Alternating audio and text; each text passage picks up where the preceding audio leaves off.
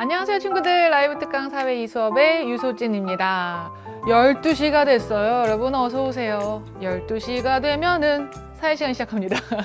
우리 한 주의 시작을 목요일에 항상 함께 하고 딱 이렇게 4교시 마무리를 또 쌤과 함께 하네요. 자, 오늘도 재미나게 볼수록 매력 있는 사회의 이 매력 속으로 빠져보도록 합시다. 자, 친구들 안녕.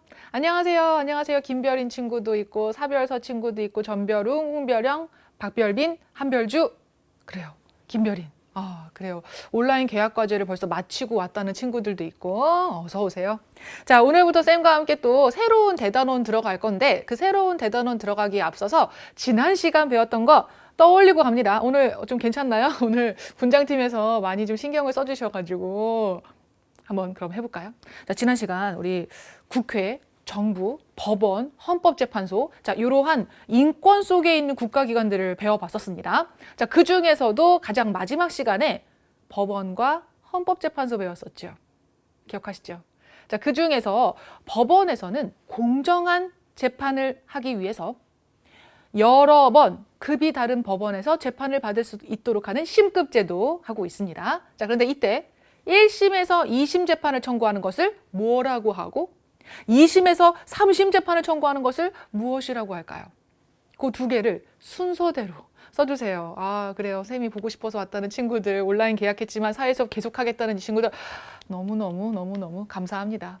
열심히 공부합시다. 그래요. 오늘 쌤도 재미나게 또 많은 내용 알려드리도록 하겠습니다. 자, 그럼 이제 답변이 올라와야지. 답변이 좀 더뎌요. 사별서 친구 순서대로 잘 얘기했습니다. 또 다음 친구들 최별지 친구, 김별현 친구, 이별화 친구. 그래요. 순서대로 항소, 상고요 라고 잘 얘기했어요. 그래요. 우리 1심에서 2심으로 한 번 더 재판을 요청하는 걸 항소라고 하고 2심에서 3심 하는 걸 상고라고 했습니다. 그거 구분하셔서 박별주 친구도 이별나 친구도 잘했어요. 잘 기억하고 있으니까 넘어가도 괜찮겠네요. 자, 그럼 경제생활과 선택이라고 하는 새로운 대단원 넘어가 보도록 할게요. 자, 교재 다운로드 잘 EBS 홈페이지에서 받아오시면 되고요. 이 수업 시간에서 배웠던 내용을 한 번 더 보고 싶다. EBS 홈페이지에 또 중학 홈페이지에 가셔서 다시 보기도 할 수 있습니다. 자, 그럼 합쳐서 부르는 게 상고라고요? 아니에요.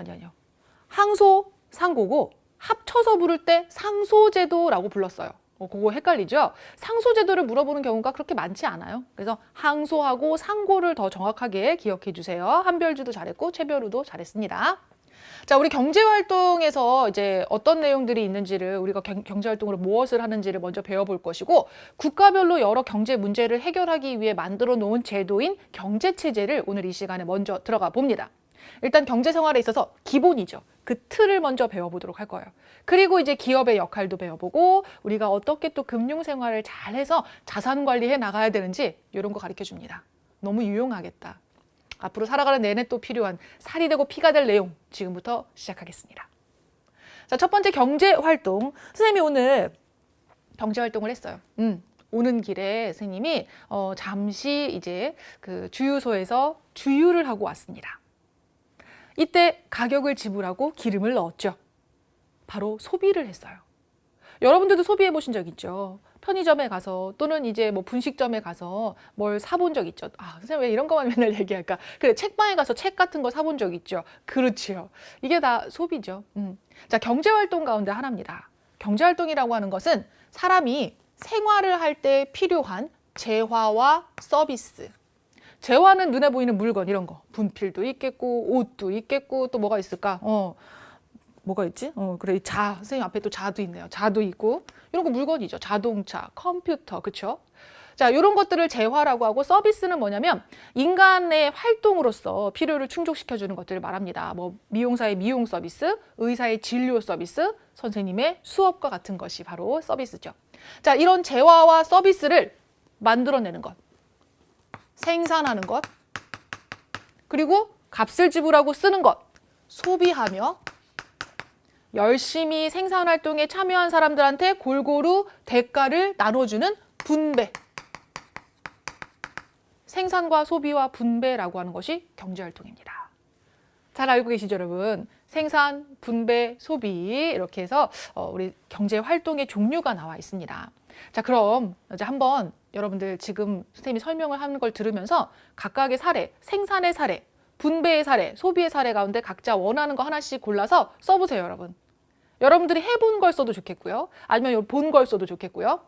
먼저 생산은 생활에 필요한 재화와 서비스를 만들거나 선생님이 지금 하고 있는 것 바로 생산이라고 볼 수 있겠죠. 자, 그리고 그 가치를 더하는, 더 크게 만드는, 증대시키는 이런 활동. 그 가치를 뭐라고 써볼까? 증대시키는 또는 뭐 더하는 이것도 괜찮습니다. 원래 있던 가치보다 크게 가치를 만드는 거에는 이런 거죠. 생산지에서 생산된 걸 운반하는 것 또는 뭐 보관하는 것, 판매하는 것 다 가치를 증대시키는 생산 활동에 해당합니다. 그래서 이런 것들, 자 이제 모두 다 생산이라고 이야기를 하고요. 자, 그 다음에 이제 이 분배라고 하는 건 이 생산 활동에 참여한 대가를 받는 것이라고 했었죠.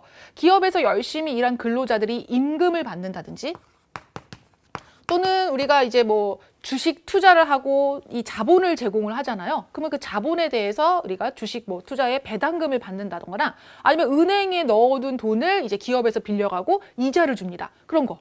그래서 임금, 이자. 그다음 뭐 토지를 빌려주고 거기다 공장을 세웠어요. 그러면 이 토지를 빌린 사람은 공장을 세워서 이제 생산을 하고 그리고 그에 대해서 토지에 대한 대가를 주겠죠. 지대. 요런 게 바로 분배. 생산 활동에 참여한 대가를 나누어 받는 겁니다. 생산 과정에 참여한 대가를 나누어 가지는 활동.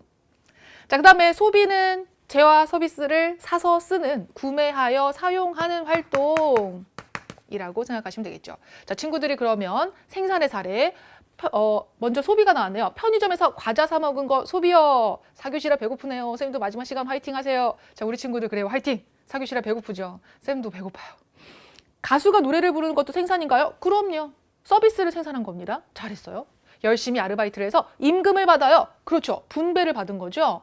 또 뭐가 있을까? 소비의 형태로는요. 음식, 물건, 책 등을 사는 것, 여행 상품을 구매하는 것이 있습니다. 잘했어요.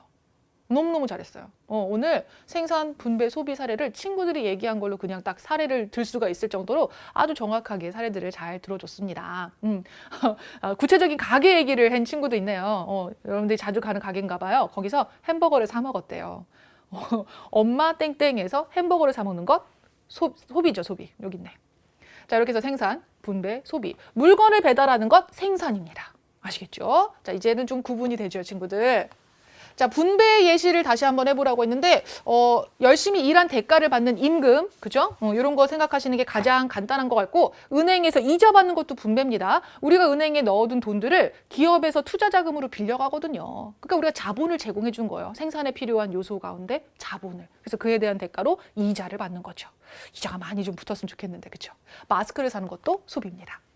자, 이렇게 해서 생산, 분배, 소비 살펴봤고, 이제 경제 주체를 가보도록 할게요. 이 경제 활동을 하는 주체에는 우리와 같은 바로 가계라고 봅니다. 경제 활동에서의 우리 가정을 가계라고 불러요. 자, 그 다음에 기업이 있고 정부가 있습니다. 서로가 서로에게 영향을 주고 받으면서 바로 경제 활동을 하는데요. 먼저 기업은 생산의 주체입니다. 이 생산을 하기 위해서는 생산에 필요한 요소들이 있어요. 그게 바로 노동과 토지와 자본이에요. 열심히 일할 사람이 있어야 되고 공장도 세워야 되고 또 여러 가지 자원도 필요하고 자연의 자원도 토지에 들어갑니다. 그 다음에 이제 돈, 자본이 필요하죠. 자, 이거를 바로 가계로부터 받게 되는 겁니다. 자, 생산 요소를 가계가 기업에게 제공을 해주는 거죠. 자, 그러면 그 대가로 노동을 한 사람들에게는 임금을, 토지를 제공한 사람들에게는 지대, 땅에 대한 대가, 그리고 자본에 대한 대가로 이자를 기업이 제공을 해줘요. 그렇게 해서 재화와 서비스를 생산해내고 시장에 내다 팝니다. 자, 그럼 가게가 이 재화와 서비스를 사서 쓰고 상품 구매 대금을 기업에게 주죠. 자, 그럼 이 상품 구매 대금 어디서 났을까? 여기서 났죠. 생산활동에 참여한 대가로 받은 임금, 지대, 이자를 통해서 소득이 생긴 거예요. 이 소득을 바탕으로 해서 소비를 할 수 있게 된 겁니다. 자, 그 다음 정부 같은 경우는 이런 경제활동에서의 질서를 유지하면서 좀 더 안정적으로 경제활동을 할 수 있도록 해주고요. 그와 함께 이 가계와 기업으로부터 세금을 받아서 공공재라고 하는 것을 제공해 줍니다. 세금 똑같아서 이 정부 맞추기 참 쉽겠죠. 그 다음 공공재. 여러 사람이 함께 쓸 수 있는 재화와 서비스를 말해요. 어떤 게 있을까? 뭐 소방 서비스, 뭐 또는 경찰 업무 같은 경우들, 아니면은 뭐 도로라든지 또는 이제 뭐 가로등이라든지 항만 시설이라든지 이 모든 것들을 우리가 공공재에 포함해서 볼 수 있습니다. 국방, 치안 이런 것들도 모두 다 공공재죠. 자, 이것을 바로 정부가 제공을 해줍니다.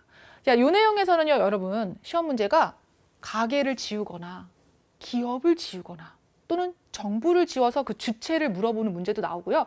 또 이 부분 진짜 많이 물어봐요. 생산의 요소를 가게가 기업에게 제공해주고 어떤 대가를 받는지 그 짝을 이뤄라 라는 문제도 많이 나옵니다. 꼭 알아두도록 하세요. 자, 다음으로 가셔서 이제 보다 더 좀 이제 우리의 생활에 밀접한 합리적 선택하는 방법 알려드릴게요. 경제활동에서 우리는 항상 선택을 해야 돼요. 아, 오늘 점심 뭐 먹지? 오늘 4교시 끝나고 뭐 먹을까? 김밥 먹을까? 햄버거 먹을까? 아니면 떡볶이 먹을까? 자, 고민을 합니다. 왜? 나에게 주어진 돈은 한정되어 있으니까. 그래요. 경제활동에서는 선택이 필요한데 바로 자원의 희소성 때문이었어요. 인간의 욕구에 비해서, 우리가 필요로 하는 그 욕구에 비해서 이를 충족시켜줄 자원의 양이 상대적으로 부족한 상태. 상대적이라는 건 뭐에 비해서? 욕구에 비해서 부족하다는 거예요. 우린 다 갖고 싶잖아요.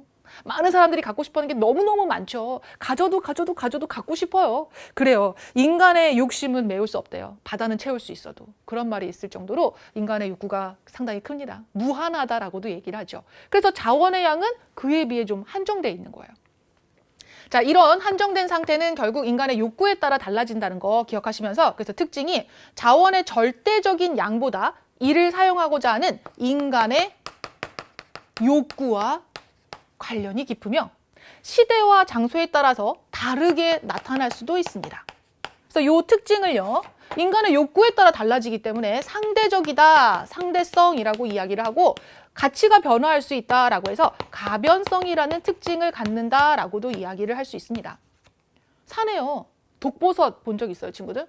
쌤 못 봤어요. 뭐 봐도 잘 모를 수도 있겠지만 독버섯 산에서 희귀해요. 하지만 잘 볼 수 없다고 자원의 희소성을 갖는다고 얘기할 수는 없어요. 희소하진 않아요.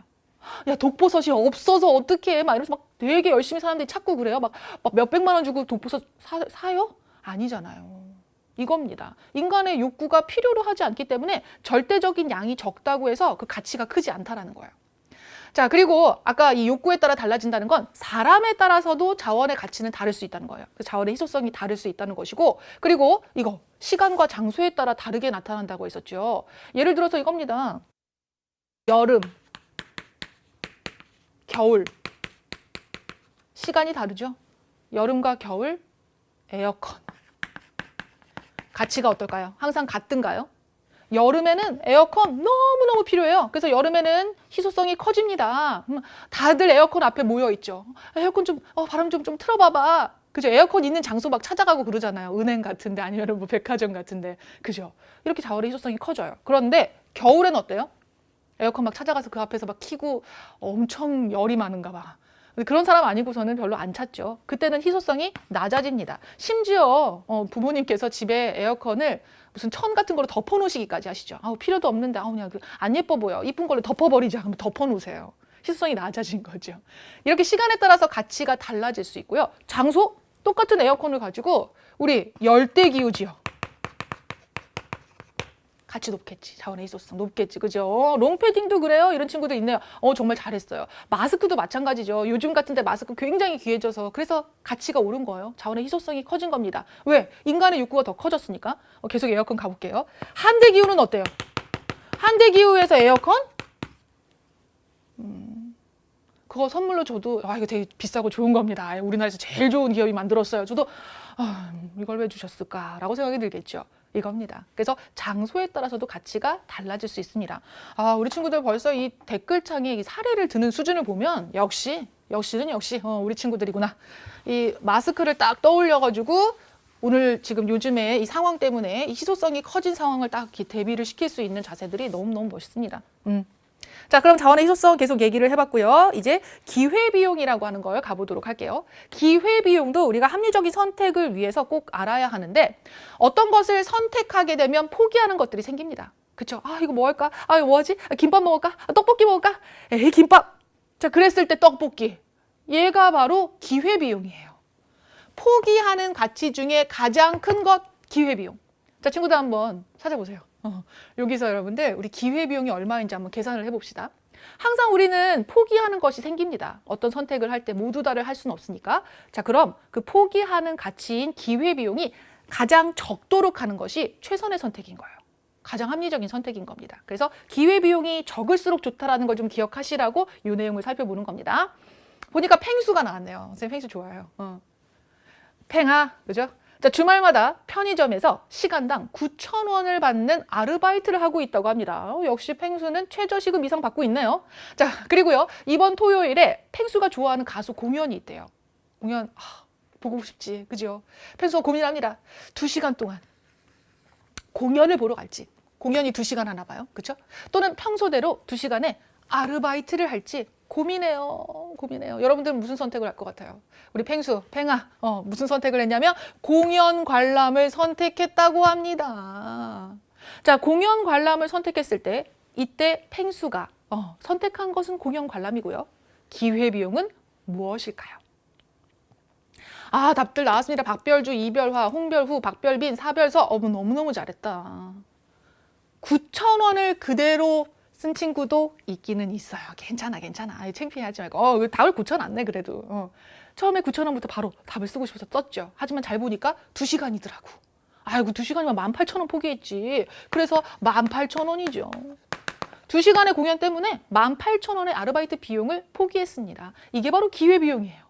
아시겠죠? 그러면 2시간의 공연을 봤을 때의 만족도, 이게 18,000원보다 커야죠. 그랬을 때 합리적인 선택이라고 할 수 있습니다.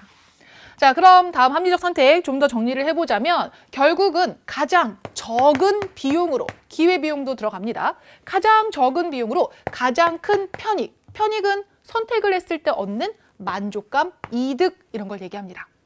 가장 큰 편익 얻을 수 있도록 하면 돼요. 가장 적게 지불하고. 자, 이런 선택이 합리적인 선택이고 만약 같은 비용이다. 자, 그럴 때는요. 이거 한번 생각해 봅시다. 만약에 1,000원짜리 똑같은 1,000원짜리 붕어빵이에요. 이게 A, 이게 B. 어떤 거 선택해야겠어요, 여러분? 같은 비용이라면 어떻게 해야 돼요? 편익이 크도록 해야죠. 그죠? 그래서 여기다 써보자면 같은 비용이 드는 일이라면 더 큰 편익을 얻는 선택을 해야 돼요. 얘죠, 얘. 그렇지 않나요? 쌤만 이런가?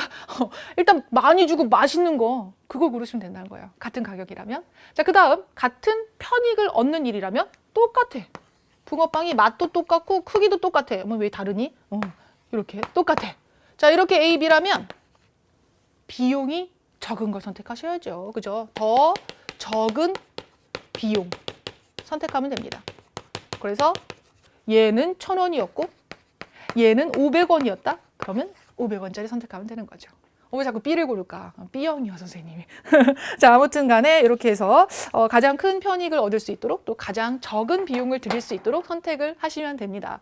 친구들 다 알겠죠? 우리 이미 그렇게 했죠? 맞아요. 친구들이 벌써 이렇게 하고 있었어요. 선생님, 간단하네요. 합리적 선택 어렵지 않아요. 라고 다홍치마, 사자성어 얘기한 친구가 있어요. 황별우 친구가 기왕이면 다홍치마라고 해서 똑같은 치마면 다홍치마. 예쁜 치마, 똑같은 비용이라면 그런 걸 선택을 하는 거죠. 사자성어를 또 이렇게 갖다 댈 수 있고 역시 멋있어요.